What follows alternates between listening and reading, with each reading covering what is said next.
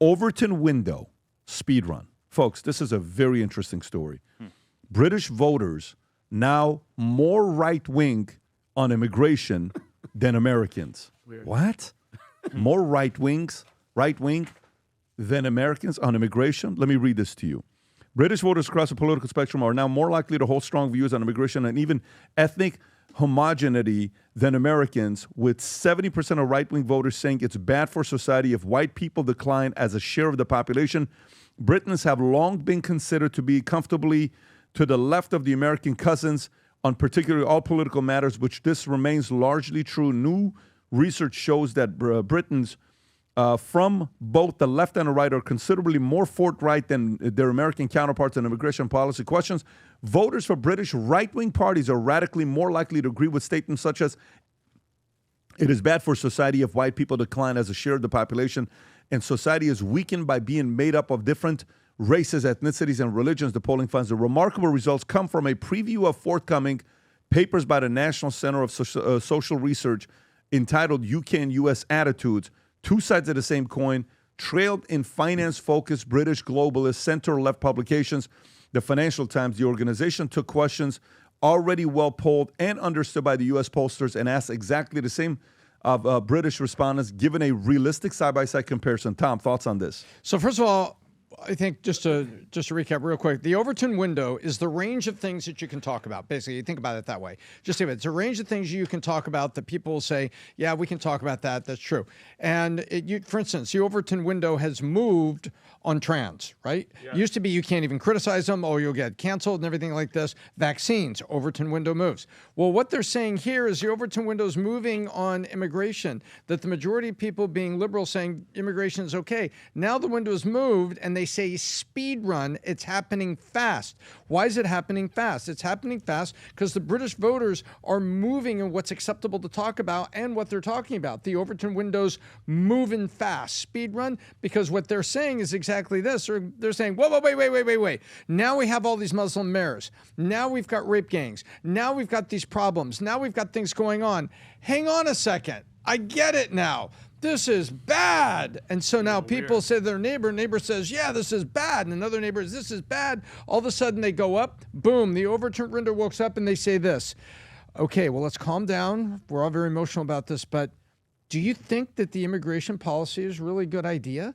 Do you think that this was okay to take those boats all coming over at Gibraltar, wherever they're coming over in, and just dumping people? Do you think that's a good idea? Do you think it's a good idea that this is what's happening to our mayors? Do you think it's a good idea? That's what's happening in the UK right now.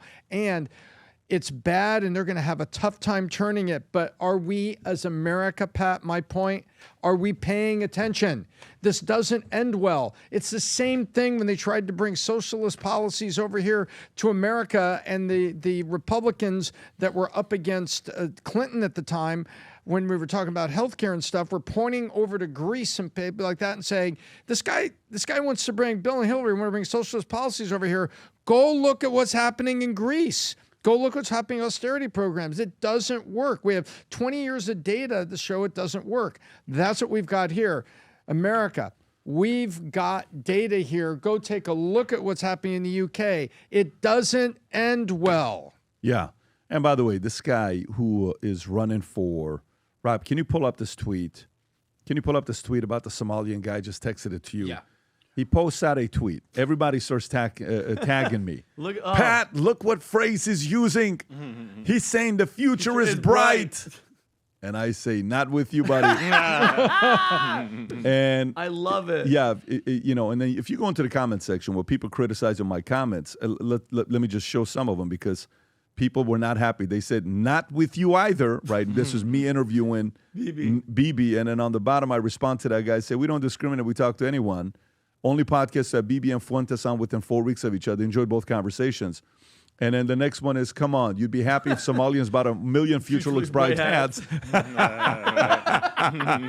I love that I respond back, only if they love America and what it stands for, not if they want to turn it into the country they escaped from. Next one, you're an immigrant, bro. No matter how much money you make, you'll never be white. An immigrant who carries the flag of America first. Very different type of immigrant. By the way, the other guy was actually born in America. He's actually, he's carrying the Somalian flag. But he's born here. While he's born in D.C. This guy's carrying the Somalian flag while he's born in D.C. So I don't know if America's fully going to get it anytime soon, Tom. I think when I talk to people and I go on podcasts and this topic comes up and people bring up and they say, whoa, what about this and what about that and what about this? I'm like, look, when it comes down to these types of issues, there's a very different story of what happens on how they live versus how we live, okay? Americans, we don't marry each other's families, right? Maybe unless if you're from West Virginia, but I'm talking for the most part. The land that Dennis forgot. they have a very, and I'm not talking everybody. Again, I'm talking about the 20 to 25% of who they are and what they stand for. He's talking about Mamdani, and it's so funny, Rob. I mean, it's not funny, but while he's talking about Mamdani, and he says something, you said something about Takia? No, he's from what country, Rob? Uganda. Rob, can you do me a favor? He's from Uganda. He went to the gay bar, right? This gay club. It's called Papi Juice. Yeah, which Humberto was. No, he literally sent the details of them in the podcast. What did he say? No, he's sending the link on their Instagram account. I'm in the middle of the podcast. I'm looking at a gay bar's Instagram account because Humberto's texting it to me. Humberto, get Rob, it, boy. Can you type in exactly the same way I typed it for you? Okay, right there. Zoom in. Watch the question. So this is Mamdani goes to a gay bar, okay? Yep. And I asked the question, is Uganda the worst country in treating members of the LGBT community? Okay?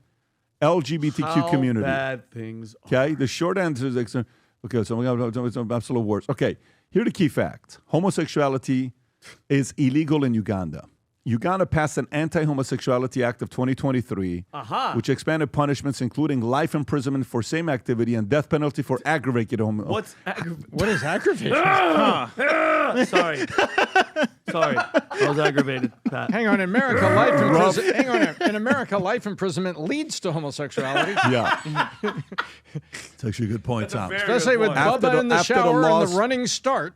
After the law's passage, multiple reports documented increased arrest, violence, extortion, harassment, and discrimination. There are no effective legal protection. Okay, but here's the thing. Some people may say, well, that's exactly what I'm for. I'm such a conservative. I don't want any of that here. That's not what I'm debating with you. What I'm saying to you is Mamdani is here pitching and going in, talking to everybody like a grifter. Hey, I'm also okay with you guys. But if I was in charge, you guys all would be in jail. Or if it was too aggravated, I saw the way you guys were grinding each other, you'd be going through a death sentence. Okay, right. So, we'd have. But the point is, there's going to be people that fall into a few different camps. I said something yesterday. I said, Vinnie, in life, this is what my experience has been. Haters are 10 times more loyal to hating you than your fans are for loving you. I agree 100%. The level of loyalty haters have for hating you is 10x what your hardcore fans are for supporting you. Because the difference between haters and your fans are what? Haters are not afraid of being vocal. Fans are. Let's just say secretly you're a fan of this guy, but 7 people are attacking you for saying something against Islam. This one fan is like, oh man, I don't want to get him because what if it hurts me, or what if it hurts? So they don't say anything. So this is going to be a very interesting race the next 30 years. The good news is, God willing, most of us will be around to witness this, to see what happens. But people 10, 20, 30, 40 years from now, they're going to look back and say, man, we royally screwed up. And we had UK right in front of us to see and witness. We had EU right in front of us to see and witness. And we looked the other way. Weird. And we said, all right, let's go ahead and vote somebody like Mamdani in New York City. No problem. No one's going to leave New York City. Nobody will. You know that, right, Vinny? I heard that. Somebody said that I bet you nobody's going to leave. And by the way, you know what's the craziest thing? It's so crazy, folks, that even Vinny showed something. Vinny, if you want to talk about the Ricky Gervais, he is so deeply concerned of the people that attend his shows. Guys, imagine how much you care. How much do you care about your people? No, I'm willing to bet no one cares more about their fans than maybe Ricky Gervais. For their own safety, he posts this in the airport and the subways while people are going to his show to make sure they're safe. Go ahead, Vinny. Well, so I don't know if you guys saw this. That he's selling vodka and he's telling jokes, and the mayor Sadiq Khan, where he's from, is acting like he's smuggling freaking nuclear secrets in. Like he puts up the billboard that said, "Welcome to London. Don't forget your stab vest." Which is, and Khan's office turned into the Ministry of Feelings. They said, I guess they're taking it down. I think he's saying that they're saying it's offensive, but he's taking it down. And he actually made a video as well. But I think like this is taking humor. I mean, he's selling a product, yes, but he's saying, and Rob, there was another one where he said like, you're gonna die soon anyway, or you're gonna go down into the tunnels, or there was something. He did a bunch of them. But again, the free speech and the trying to be out there and trying to be funny. But Pat, can I actually go back for 1 second? I want to go back because I sent this to Rob about what was the first thing that we were talking about England, the Overton where they're giving up on it. They're done. Given up, Pat, and I'm sorry. Like I know it's a little bit long. We don't have to play the whole thing. This is a woman. It's so sad. I got a little emotional in my car. It really hit my soul. There's a woman in London. She calls in and she's crying out in desperation of what is happening in England. She says stuff like, there was 3 stabbings. There was a murder. My friend was murdered. Just tell me, guys, tell me you don't feel for this woman and the takeover that's happening in England. Go ahead, Rob. I live in the borough right next to Hillingdon. Yep. And so I moved into my house in 2019. My local shop, there's been 3 stabbings, 1 murder since then. Wow. My friend was murdered last year up on the high street. Girl I know was murdered in Southall Park. Like, the government are failing us. I'm so scared for my children. I have a 22-year-old son, and I'm begging him to move out of the country. Oh my goodness, I feel for you. Me. What are these politicians doing to us? They're putting our children in so much danger. They're putting everyone in danger, and they're not doing nothing. What show is this that's allowing them to that's talk the thing a about lot it? of us feel. You know, how many is too many? Z. They're pushing us to do something that we don't want to do. We are peaceful people. British people never vote against their government. Yeah. They're going to push us through it because they're not listening to us. What a... Our friends, our family are dying. She's I had a crying. cousin murdered 20 years ago who was stabbed to death, and nothing has changed, Julia. Well, this definitely isn't funny. Sorry, Sarah. This definitely isn't funny. So, Afghan man arrested after dog walker stabbed in frenzied attack. Triple stabbing. And Pat, just guess what happened in England yesterday, Brandon? A guy, they call him a British man. It was an African American man. I don't know where he's from. Stabbed 11 people on the train. It's not like it's stopping, guys. And I feel for her. You tell me you can't hear the pain in her. Her 3 stabbings, a murder. Her friend was murdered. Her cousin was murdered. Walking in a park. It's like, how much more? And you talk, and the leadership, Patrick, the leadership doesn't give a shit because if you say something, they call you racist. They call you racist. They arrest you too. They arrest you, Brendan. Like even here, ICE is going after people. I'm sorry. You're illegally here. They want to get rid of you, and everybody's racist. We're all racist. But that's what it took for. Oh, by the way, Rob, do you have the ICE clip with 60 Minutes on President? Because he brought that up. He says, but what you're doing is with these undocumented. He says, no, you broke the law. Did you catch that part, Rob? Very subtle. Very subtle. He said, slipped it in. go ahead, Brandon. Oh, you want me to go before this? No, go ahead. Go before this, yes. Yeah, no, I mean, that's what it took for people in the UK to question their government, to speak out against their government and vote differently. So, I mean, that's why I'm saying maybe that's the medicine that New York needs, because New York has been in a bad way for at least 30, 40 years, like since, I guess, Giuliani was president, or since Giuliani was mayor. So maybe Mamdani is the medicine that they need for things to get so bad that they finally change their way in thinking, because I don't think Cuomo is going to have any radical change in New York or make it better in any way. You don't think Cuomo's going to make it any better? Hell no. All right, so let me ask you, who do you think will work more closely with Trump, Cuomo or Mamdani? Cuomo. Okay. But what the things New York needs is they need the government to get out of the way. Like they need like a Robert Moses type to let a smart person put things in place and what you're saying is that's not what you have. What you have is these 2 candidates. That's who you got right now. So out of these 2 candidates, you have to choose between one of them. Mm-hmm. If you don't, Sliwa doesn't stand a chance of winning. Okay, he doesn't. So here's what happened. Every size was pretty much sold out, including the white that's not even here yet. Okay, every size. For black and brown, the only thing that was left was 9, 9.5, 10, and 11. The only sizes that the shipment goes out today. You order today, it gets shipped out today. Those are the only sizes that are left for black and brown. Rob, can you go to black, if you don't mind? If you go on black, can you officially order size 7 and 8 or not yet? No. Click on it. Not yet. Okay, so officially, the only sizes that we have left are 9, 9.5, 10, and 11.